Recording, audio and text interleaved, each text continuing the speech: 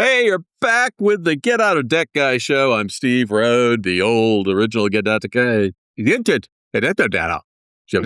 Guy. High production quality. Get what you pay for. These old lips and tongue, they just not working today. So, and I'm back with, as always, the new Get Out of Debt Guy, Damon Day. Say hello, Damon. Hello, Damon.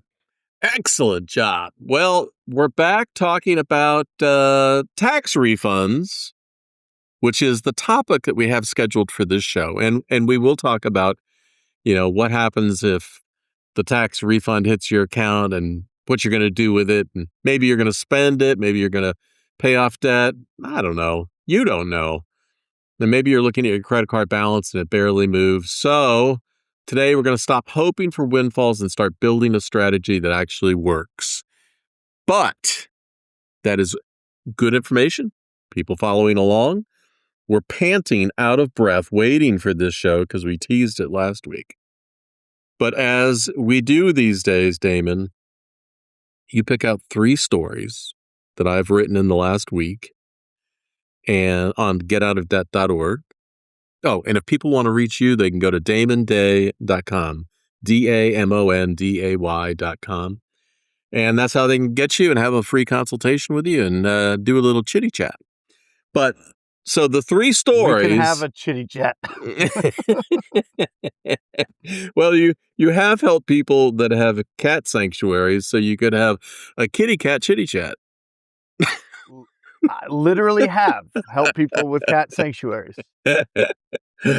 All right. So I'm actually more excited about the 3 stories that I wrote and that you picked to talk about before we get to the tax refund. So lay it on me, man.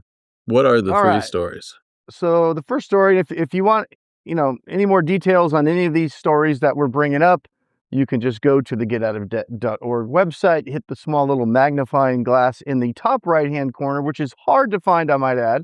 I want to make that magnifier a little bit bigger, but top right-hand corner of any page, and you can just type in whatever the keywords are that you're looking for. Yep. And Steve has written 1 or 2 stories over the years, so I'm sure something will pop up. But yeah, he's got, 25,000 some odd stories up there. Yeah. Articles, it's a wealth of information. More than you for example, possibly want. Today I'm working on the ultimate guide to discharging your student loans in bankruptcy. So yeah, there's a bunch of information out there. So what's this first story? Well, that's a great segue, Steve, because the first story is drowning in private student loan debt. Here's what's actually true. And it caught my eye because most people that are struggling with student loan debt have no idea what the options are. Hey, do me a favor very confusing. Before you get into it. Yeah. Tap your mic for me. Am I not on the right mic? I thought I was. Yeah, you're on the right mic. Okay. Is it too far? What does it sound like? No. It's just that when you lean back, the acoustics in the room changed. When I lean back. Okay. Am I leaning forward? Is it better? It's less echo there. I don't know why. Oh. Well, I was leaning back and probably looking up at the sky when I was talking. All right. So, the title of this post is Drowning in Private Student Loan Debt. Here's what's actually true. Go. So if you've got private student loans and the payments are large, which they often are, pay attention because this article we're going to be talking, I don't think we really talk much about the settlement option of private student loans, but we talk about the bankruptcy option, which is missed by most people, including Steve. Yeah, including, unfortunately, a lot of bankruptcy attorneys. Including bankruptcy attorneys. They go, nah, can't discharge those. And sometimes they are right, and sometimes they are wrong. It's just a matter of looking at it, right? Well, yeah, I mean, there's this general assumption out there, because bankruptcy attorneys are people too. That it can't be discharged in bankruptcy. People repeat that stuff. And granted, discharging in bankruptcy might involve one more step called an adversary proceeding, but it can be done. I think what's most surprising is a statistic that I told you right before we started recording, which was in 2023 in the Duke Law Journal. There's a statistic that says out of 500 bankruptcy cases where people were eligible to have their private student loans discharged, 499 never tried because they assumed. Yeah. Well, and they're, as far as getting your student loans discharged, what you're looking at is what's called, I don't know if it's Brunner or Brunner. Steve, what say you? It's Brunner. I always said Brunner. You could say Brunner, you could say Brunner. Either way, it's the same thing. So what it looks at is essentially whether or not you're, in a hardship, right? It's looking at your situation basically to decide whether or not those loans could be dischargeable. So it's looking at whether or not you can maintain a minimal standard of living if you're making those payments. It's looking at your financial situation overall and if it's likely to persist, whether, maybe you're out of work right now, but you're, 20 years old, 25 years old, able-bodied, have a good degree, and, you're not likely to be unemployed for the rest of your life. So it's looking at your current situation. Are you 65 years old with a chronic illness on disability, not going to be able to increase your income much more than the Social Security disability than your retirement that you're already on, and that's creating a hardship to pay this loan, makes it more likely you'll be able to discharge that loan versus if you were the former, right? And they're also going to look at whether or not you've made good faith efforts to pay over the years. Right. So these are some of the things that they're going to look at to see if, and really at the end of the day, it's going to be up to the judge for the most part. And then with private student loans, one more thing that's always interesting is the statute of limitations. Yeah, and it's different in every state, although some states are the same. But if you end up defaulting on a private student loan, it acts the same as credit cards, or personal loan or something like that. A lot of people get private student loans confused with federal student loans, and that they hear all of these things like, if I don't pay my student loans, they're gonna garnish my wages, and they're gonna come after me and take my tax refund and all of this stuff, which is true. If they sue you and they get a judgment, they could potentially do that. But they have to sue and get a judgment, which they can do and will do sometimes. Yeah, whereas sometimes. the federal loans don't have to go through that process. No. So federal loans are very different than private loans. So you need to make sure when you have student loans, you need to first understand what type of loan you actually have. And some people will have both. Yeah. One way to easily tell is if you go to federalstudentaid.gov, right? Is that it? You can log in, you can try to log in and see if you have any loans there. Studentaid.gov. Studentaid, thank you. Studentaid.gov. And Steve's retired. We forgive him. You won't believe the stuff that I've been dealing with, so. Well, and they've changed the name of the website several times over the years. Yeah. It used to be, anyway. Yeah. So the other thing is that if you talk to one bankruptcy attorney and they just flat out say no, there's no harm getting a second opinion. And this has always been an interesting subject because there are a smaller group of bankruptcy attorneys out there that know exactly how to deal with these. And, like one of those guys is Josh Cohen out of Vermont, the student loan lawyer. Yeah. I know Josh. Yeah, he's an attorney that has dealt with these things all the time. And when you say to him, hey, these things can't be discharged in bankruptcy, he'll be like, ha, ha, ha, you're wrong. Yeah. But yeah, the average person, the average bankruptcy attorney you talk to, because we've heard everything over the years, like, it's not possible, no way. They won't even try. They won't even look into it. It is possible. Yeah, so the bottom line, and there's a lot of good information in this article, but we're not saying, hey, if you got private student loans, no problem, just go bankrupt. But what we're saying is there are options available, and you could potentially discharge your loans in bankruptcy. And what we advise you to do is just, if you're drowning in debt, credit card debt, student loan debt, whatever it is, just figure out your options, right? Talk to somebody that can sit down with you, go through what your circumstances are, what your situation is, what you're likely to be able to do, it may very well be that we sit down and we go through and we say, hey, look, you've got a really good job. I know you're paying $2,000 a month in these loans, but you're making $150,000 a year and you're 30 years old. And yeah, things are tight, but it's very unlikely you're going to be able to discharge these loans in bankruptcy. And maybe you meet with 4 or 5 bankruptcy attorneys and they all say the same thing. That might be the reality. Now, that doesn't even necessarily mean you shouldn't file a bankruptcy if you have a lot of other debts that could be discharged. Again, you have to look at the totality of the circumstances to figure out, hey, look, I'm having a debt problem. I need to figure out the best way to deal with it. Is it a bankruptcy to maybe even get rid of some of this debt? Is it just negotiating and settling? You can settle your private student loan debts, even if you can't discharge them in bankruptcy. Yeah, I don't want to bury that lead. Settle them. I don't want to bury that because people, I don't think that they understand that. And I mean, you've had great success with private student loan lenders in settling these for some pretty terrific terms too. Yeah. If you're struggling with private student loans, go to damonday.com, request a consultation. We can do a free debt strategy, right? I don't charge anything for it. And we can look at your situation and I can say, you're screwed. No, just kidding. I almost never say that. But what I can do is walk you through, okay, here's some options that you can consider and look at. And then you can take that information and now you have a roadmap of things you can start looking at and researching and deciding what it is you think you might want to do. Just sitting there paying the minimum payments, knowing you're drowning in debt and not getting anywhere is a strategy, but it totally sucks. Yeah, it never works for the ostrich. No. So anyway, that's a good article. If you've got private student loans, go to getoutofdebt.org and pop it in the little magnifying glass there, and you'll get some good information. And then set up a strategy session with me, and we'll talk about it. All right. Okay. Story number 2. Number dos.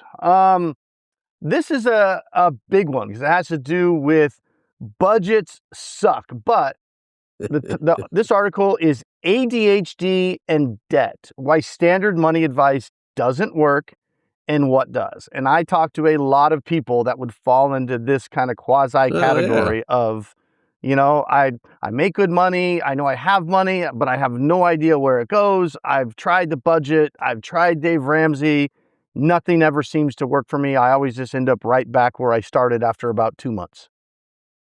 Yeah, it's setting yourself up for failure and then feeling like a loser or you're dumb because it doesn't work out. If you have ADHD, adult ADHD often goes undiagnosed. And if you have ADHD, this isn't an intelligence thing. This is a brain chemistry thing. I mean, just because your brain chemistry is one way doesn't make you dumb or stupid or lazy or anything else. It just is what it is. Yeah, like there's a subtitle in here, why standard money advice assumes a brain you may not have. Right. So if all the advice you're getting is kind of tailored towards, one segment of the population, but you don't fit that. If your brain works a little bit different, and we're all very different, the standard, just buck up buttercup and create a budget and just pay more on that, it's never going to work for people whose brains don't work that way. It doesn't make them broken. Yeah. So I know I'm trying to scroll quickly, but you wrote this, so you'll know there was somewhere in here where you were kind of describing the ADHD brain and how it works.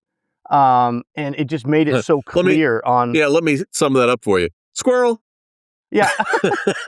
If you are often, talking to somebody and go, squirrel, that's what they call a clue. Right.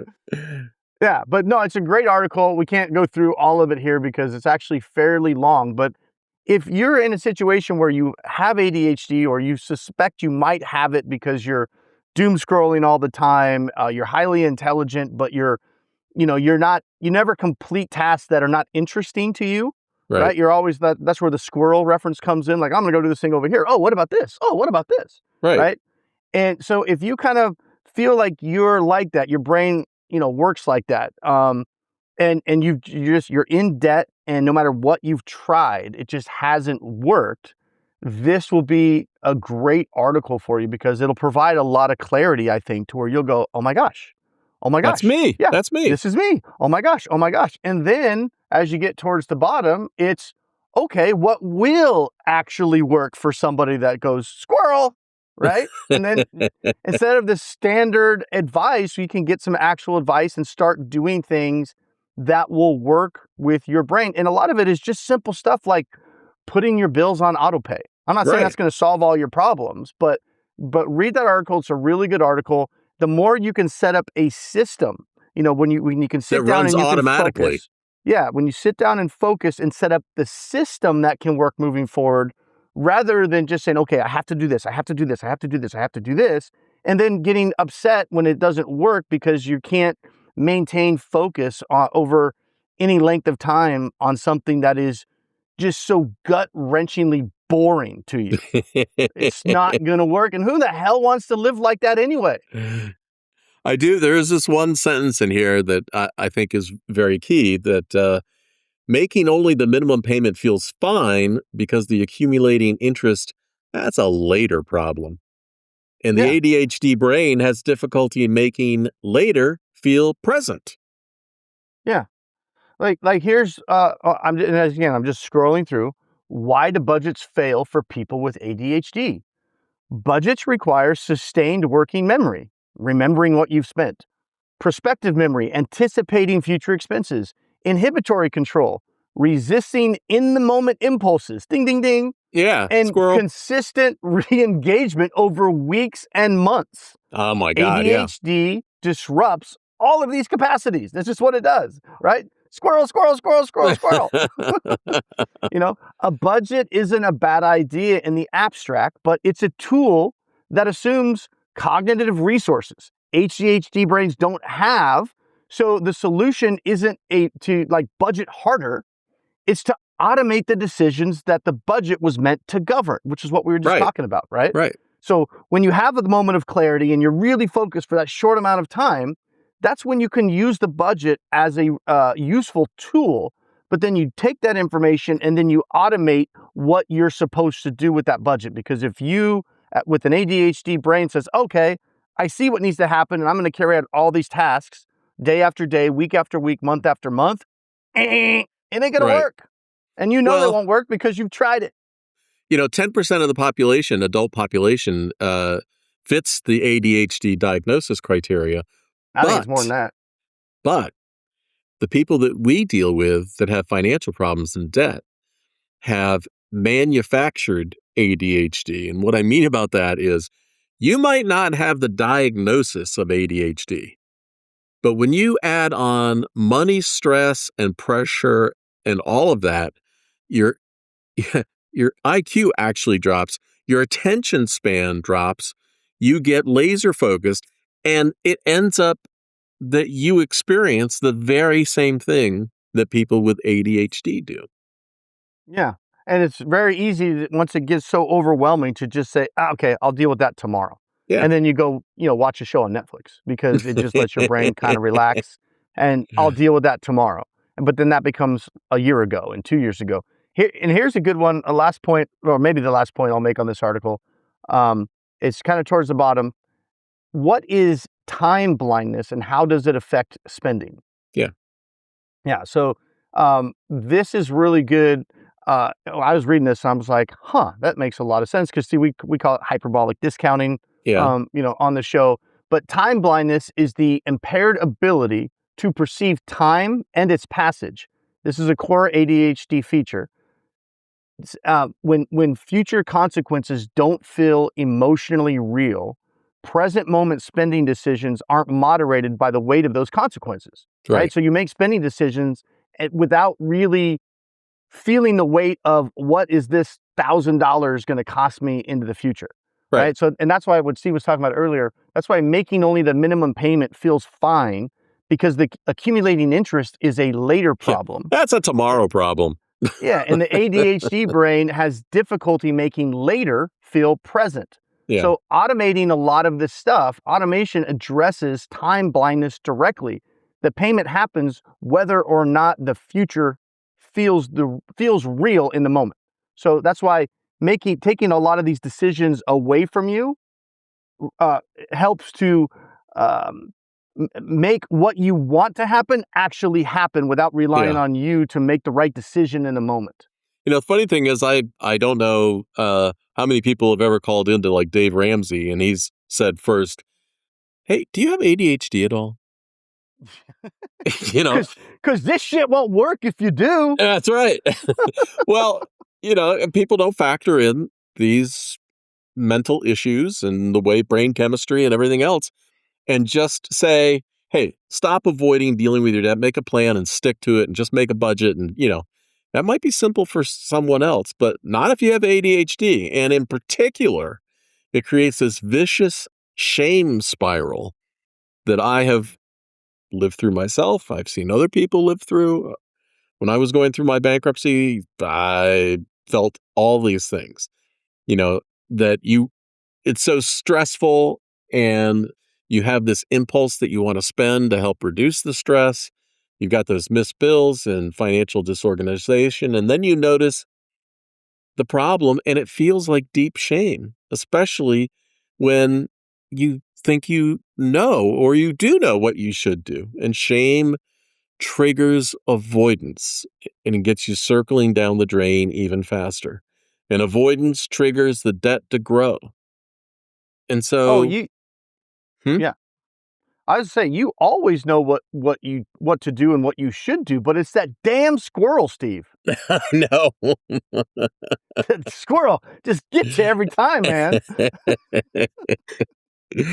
Yeah, so Damon understands this, and it's one of the things to helping you create a plan to tackle your debt that fits for you, not for 100%. yeah. Yeah, it's a lot more than, hey, should I get into a debt management plan? Should I settle my debt? Should I file bankruptcy? It's like, yeah, that's the basic stuff. Yeah. But you really have to dig down a lot deeper to see, okay, well, how do we even arrive here in the first place? So yeah, we can solve the debt, but let's make sure we solve it and then put some systems in place so you're not a client of mine in 4 years, right? Yeah. Like, people love me, but they don't want to see me again. I was asked once on a radio show, what is the number one secret, Steve, that people need to know about getting out of debt? And I thought for a second, and I thought, make more than you spend. Well, that's plain boring. Well, I know, but there the obvious things out there are out there, but life is just not fucking obvious. Especially life these days. Have you seen the prices out there, Steve? Do you venture out of your office every once in a while? Well, Holy shit. I wrote a post yesterday about how people are now saying that the increased cost of living and tariffs have increased bankruptcies 41% in the last year. Yeah. It's like can I run a tab at McDonald's? Can I start buying a Big Mac on credit, please? You can with these buy now, pay later things. You can you could literally DoorDash on payments. Yeah. Like, can I get that pizza on 3 easy payments? Like, when does this jump the shark to the point like, are you serious? I was ordering something the other day, and I went to check out, and they gave me the Klarna pitch, and it was like, your payments will be 80 cents.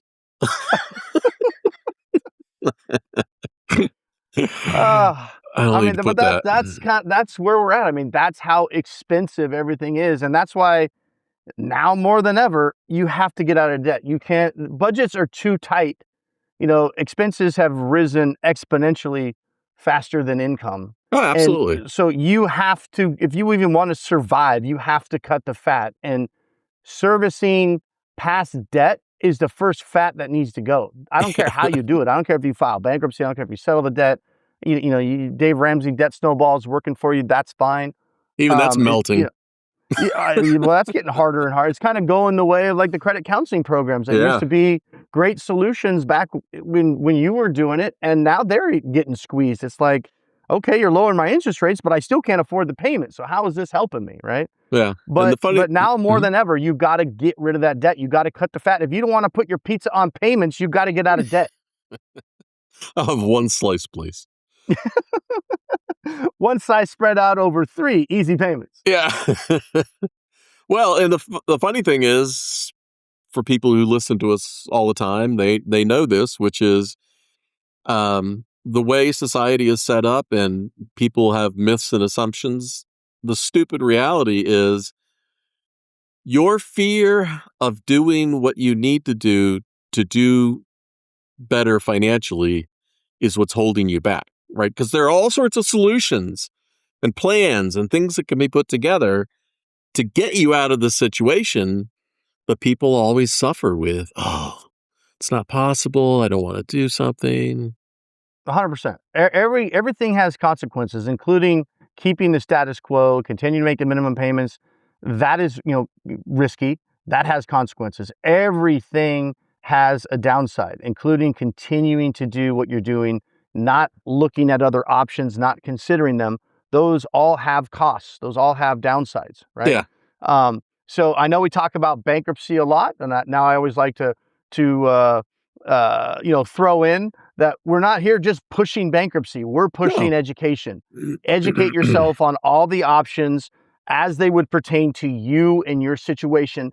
And I'm sorry, but doing a deep dive on Reddit is not going to get you the information that you need. It's just not. I mean, I'm not saying don't look at some of this stuff, but there's so much misinformation on the internet. God. And information that might be right for the person that wrote it, but is completely wrong for you. Yeah. That you just get yourself in trouble more often than not. So talk to somebody that knows what the hell they're talking about. That's good advice. All right. Story number 3. Story number trace. Speaking of, we don't talk about bankruptcy all the time. This one. Well, hold on. I do have a thought that I had forgotten. I just remembered it again, which is I don't have a vested interest in bankruptcy. My interest is in you. I want to save you. I want to help you. And I want you to have a better life, more financially successful, filled with less stress, be happier, enjoy what you can. That is my goal. It just so happens that bankruptcy is a tool to help you achieve that. Don't worry. Be happy. Hey, life's a one-way journey. You've said it. I feel it too. Why struggle? You can have your credit score on your tombstone? There's a thought. Because if the answer is no, then who that flip cares, right? Yeah.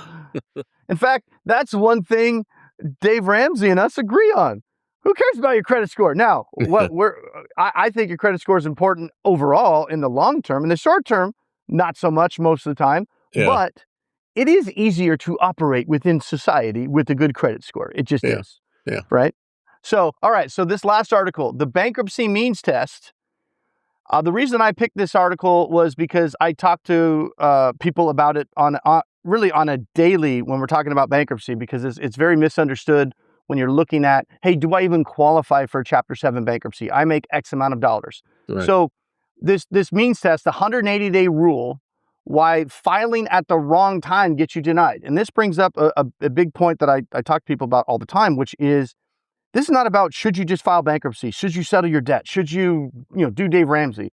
Yeah, we're going to figure that out. But a lot of it, regardless of what we decide to do, timing of what we do, whether it's settlement or snowballing or bankruptcy, timing plays a big role depending on what your situation is. So it's a lot more than just deciding what to do.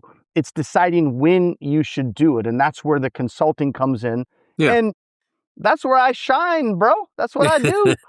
So this 180-day rule, I thought it'd be fun to talk about it because this is really misunderstood when it comes to the timing. So Steve, what are some situations you could think of where, I want to file bankruptcy, but should I file right away or should I wait? Well, like you've had a job change, or you're going to change jobs, or even that you've become suddenly unemployed or divorced or married. So here's the way the rule works, right? When they say, and you live in a state and you say, okay, the median income for a family of 4 people, you got a husband, wife, and 2 kids, let's just call it's $100,000.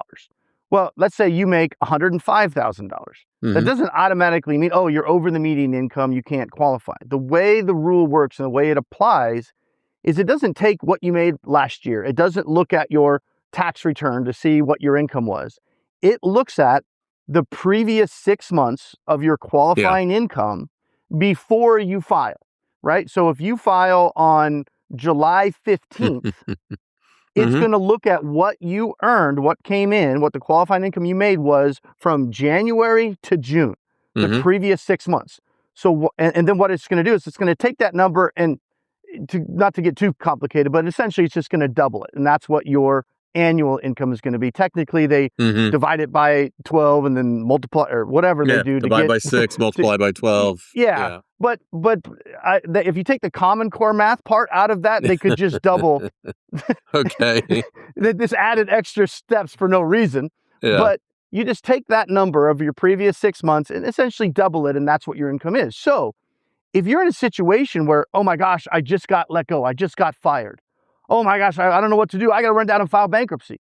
No, you don't want to run down and file bankruptcy if your income is at or above that median income number, because you may be unemployed for a month or 2 months or 3 months. You don't know, right? So the knee-jerk reaction to file bankruptcy is usually wrong because maybe you just got a severance. Maybe that would be at risk if you file bankruptcy. But more importantly, if you're close to that median income, and you got fired in, say, the scenario of, you got fired in June and you want to go file in July, well, they do that 6-month look back. You're going to have 6 months of full paychecks. Yeah, but you might be unemployed.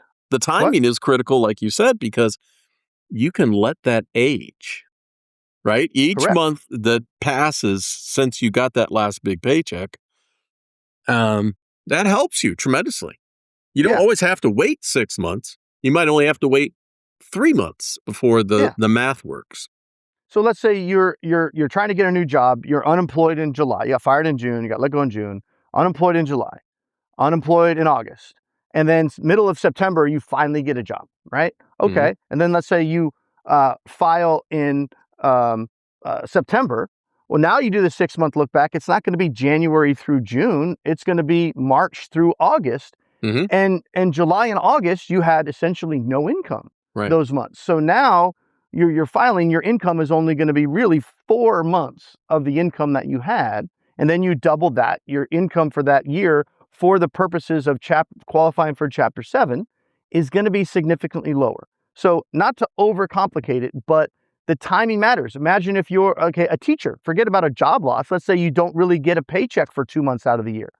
Well, you wouldn't, and you need to file bankruptcy. You wouldn't want to file it in, May, right? When you've been paid for those 6 months. You'd wait until like September. So maybe you don't get paid in July and August or whatever that is. You'd want those 2 months of no income to be included in that if you were at or above that median income. So to sum it all up, talk to somebody, either me or a bankruptcy attorney or somebody that understands this stuff, so that you don't just rush in and do something at the wrong time, because you might end up in some 5-year repayment plan on a Chapter 13 when you really wanted to file a Chapter 7, but you filed 2 months too soon. Right. I agree with you. Anyway, all good advice. Good article. Go check it out. Getoutofdebt.org. Okay. Let's get to today's topic about the refund. So you got the refund, you spent it. It is what it is. Hopefully you spent it on something fun and improved your life a little bit. If you just poured all that refund money onto a debt and it really didn't move the needle, why? we need a plan. We don't need to do that. So get a plan before you throw it at the debt, if possible, please. Yeah, I know. And tax day is coming up. It's so fun. So windfalls are unpredictable. If you are getting a big refund every year, it means that you should probably adjust your withholdings so that you're getting more money in your paycheck every month instead of reducing your monthly income when you need it most and getting a big paycheck at the end, refund at the end of the year. Hey, I understand why people do that. It feels like, you won the lottery. You're getting a big check. You can go do what you want with it. But it's not always a good strategy. Yeah, and I'd add a big caveat to that. Do not do that until you have a solid plan of what you're going to do with the extra money. Yeah. Because if you do that without a plan, and especially if you're a squirrel type of person, like we talked about, I will promise you that money will be gone. You won't know where it's going. It won't fund any of the goals that you have because you didn't make a plan for it. And then you'll be pissed next year. Those two idiots, Steve and Damon, told me to adjust my withholdings, and now my refund check instead of 5,000 is only 1,000, and Right. I don't know what happened to the rest of the money. They suck, right? Right. So at minimum, when you have that moment of clarity and you set up your spending plan and your budget, and we're talking about automating things, if you're going to do that and you're going to adjust your withholdings, and let's say that's going to bring in an extra $300 a month into your check, at minimum, that $300 should be automatically deposited into your savings Mm-hmm. account as soon as that check comes in, automatic. And then at least you're getting the money and you're earning the interest. And as long as you don't go back in and raid your account, which you're an adult, you can make decisions. I mean, that is your money. At least now you're actually earning some interest on your own money rather than giving it to the IRS as an interest-free loan. One place I think is really easy for people to put their money is Acorns. Yeah. So Yeah. And if you're going Acorns to set is, up an Acorns account, hit me up first, so I'll give you my referral link. yeah. But you can set up an account for you, your kids, you can do IRAs, you can automate everything, you can round up your spending. It can really help you put money away easily. Yeah, and there's several high interest savings accounts out there. If you just do a Google search for high interest savings, I just found one and these change all the time, obviously when rates fluctuate. I just found one at Santander at 4%. Acorns right now is at 3.35, which is pretty good. Yeah. It was actually very good. But Santander is one of the best that I found at 4%. There's a couple other places around 4, but a lot of the ones that are at 4, like SoFi, they have like a boost and it's only at 4% for 6 months if you meet certain requirements and a whole bunch of BS. But the Santander one is just a straight, hey, it's 4%. Yeah. At the time of this recording, by the time you go there, it might be 3. Things change. Yeah. Well, that's what'll happen if the Fed lowers interest rates. People always get so excited. You're like, if the Fed lowers interest rates, it's going to make my credit cheaper. No, it'll make your savings account cheaper. Your credit card interest rate's not going to budge.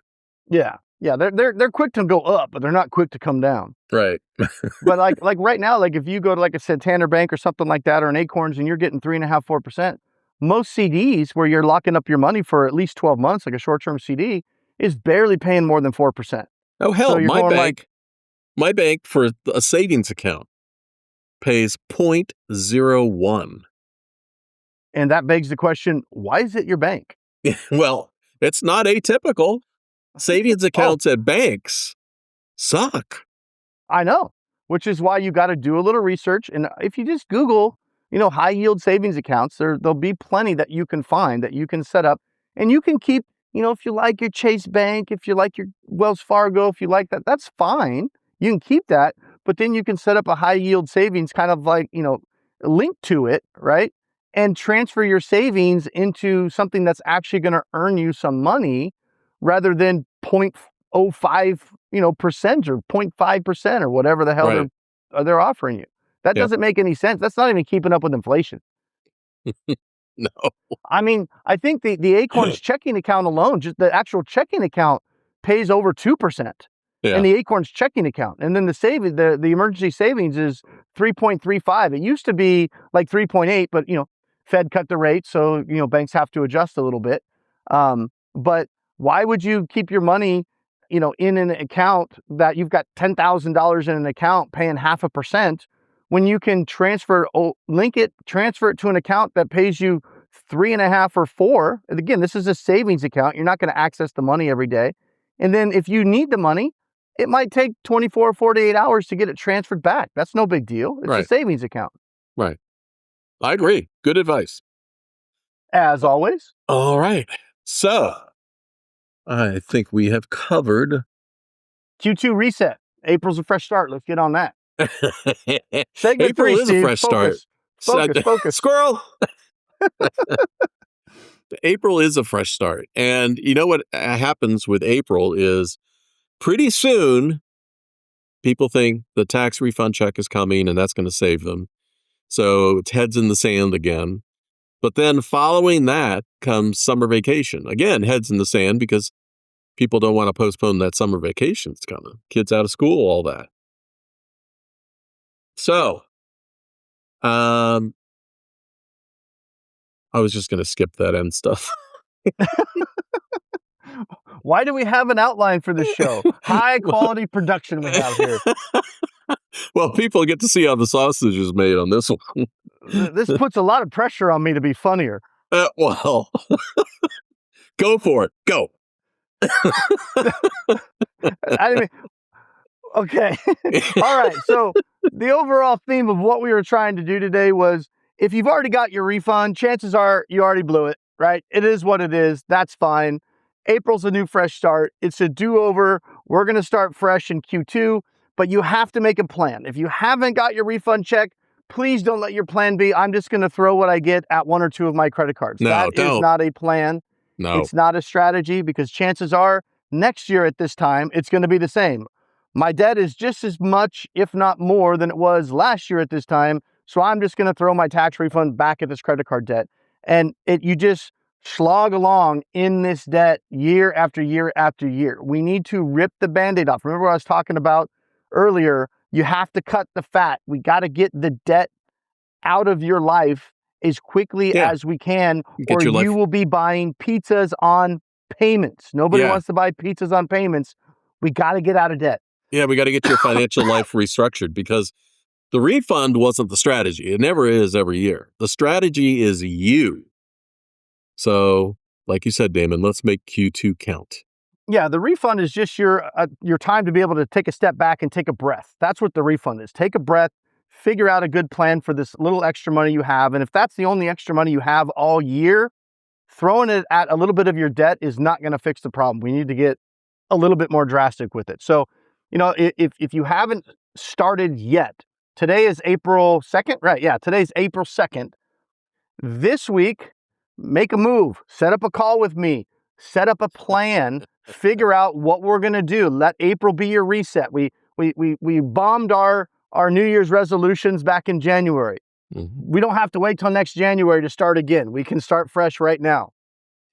I love it, Damon. We'll have to set up a couple new slogans for you, right? Tastes like affordability. Pizza on payments. Have a kitty cat chitty chat, and Damon's bust a move. What about pizza on payments? I like pizza on payments. Unless you want to be buying pizza on payments, give me a call.